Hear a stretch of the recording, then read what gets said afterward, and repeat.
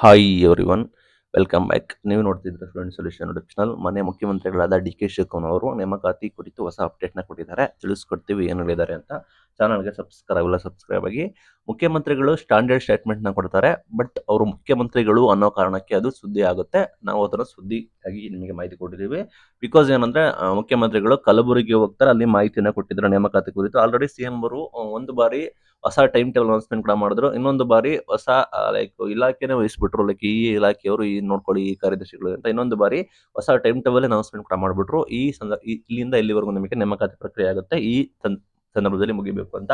ಈಗ ಅಪ್ಡೇಟ್ ಕೂಡ ಏನಂದ್ರೆ ಮುಂಬರುವ 3 ತಿಂಗಳಲ್ಲಿ ಅಂದ್ರೆ ನೆಕ್ಸ್ಟ್ 3 ಮಂತ್ ಒಳಗಡೆ 57,000 ನೇಮಕಾತಿಯನ್ನು ನಾವು ಭರ್ತಿ ಮಾಡ್ತೀವಿ ಅಂತ ಹೇಳಿ ಮುಖ್ಯಮಂತ್ರಿ ಅವರು ಘೋಷಣೆ ಮಾಡಿದ್ದಾರೆ. ಕಲಬುರಗಿಯಲ್ಲಿ ಮಾತನಾಡಿ ಡಿ.ಕೆ ಶಿವಕುಮಾರ್ ಅವರು ವಿವಿಧ ಇಲಾಖೆಯಲ್ಲಿರುವ ಖಾಲಿ ಹುದ್ದೆಗಳ ಭರ್ತಿಗೆ ಶೀಘ್ರವೇ ನಾವು ಕ್ರಮ ಕೈಗೊಳ್ತೀವಿ ಅಂತ ಹೇಳಿ ಮಾಹಿತಿಯನ್ನು ಕೊಟ್ಟಿದ್ದಾರೆ. ಯಾವೆಲ್ಲ ವಿವಿಧ ಇಲಾಖೆ ನೇಮಕಾತಿ ಇದೆ ಅದನ್ನ ಭರ್ತಿ ಮಾಡೋದಕ್ಕೆ ನಾವು ಶೀಘ್ರದಲ್ಲೇ ನಾವು ಕ್ರಮ ಕೈಗೊಳ್ತೀವಿ. ಏನೆಲ್ಲ ಮಾಹಿತಿ ಇದೆ ಅದನ್ನು ನಾವು ಶೀಘ್ರದಲ್ಲೇ ಕ್ರಮ ಕೈಗೊಳ್ತೀವಿ ಅಂತ ಹೇಳಿ ಘೋಷಣೆ ಮಾಡಿದ್ದಾರೆ. ಯಾರೆಲ್ಲ ಆಕಾಂಕ್ಷಿಗಳಿದ್ರೆ ಅವರು ಸಿಎಂ ಅವರು ಅಪ್ಡೇಟ್ ಕೊಟ್ಟಿದ್ದಾರೆ. ಬಟ್ ಪ್ರಾಬಬಲಿ ಅಂದಾಜು ನಿಮಗೆ ಈ ವರ್ಷದೊಳಗಡೆ ನಿಮಗೆ ಸಾಧ್ಯತೆ ಇದೆ. ಇನ್ನು 1 ತಿಂಗಳು, 2 ತಿಂಗಳು, 3 ತಿಂಗಳು ಅಂತ ಬಂದ್ರು. ಲೈಕ್ ಜುಲೈ ಆಯ್ತು, ಆಗಸ್ಟ್, ಸೆಪ್ಟೆಂಬರ್, ಅಕ್ಟೋಬರ್, ನವೆಂಬರ್ 4-5 ತಿಂಗಳಿದೆ.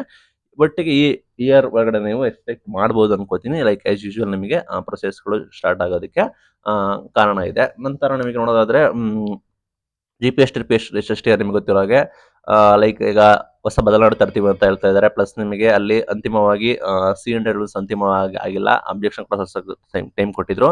ನಂತರ ಲೈಕ್ ಎಷ್ಟು ಹುದ್ದೆಗಳು ಅವೆಲ್ಲ ಘೋಷಣೆ ಮಾಡ್ತಾರೆ. ಇನ್ನು ಬೇರೆ ಬೇರೆ ಇಲಾಖೆ ಹುದ್ದೆಗಳನ್ನು ನಮಗೆ ಕಾಲ್ಫಾರ್ಮ್ ಕೂಡ ಮಾಡಿದ್ರೆ ಶಿಕ್ಷಕರ ನೇಮಕಾತಿ ಕ್ರೈಸ್ ಆಲ್ರೆಡಿ ನಿಮಗೆ ನೋಟಿಫಿಕೇಶನ್ ಪೆಂಡಿಂಗ್ ಇದೆ, ಶೀಘ್ರದಲ್ಲೇ ಕೂಡ ಆಗುತ್ತೆ. IT ಶಿಕ್ಷಕರ ನೇಮಕಾತಿ ಆಲ್ರೆಡಿ ಪ್ರಸ್ತಾವನೆ ಕೂಡ ಇದೆ.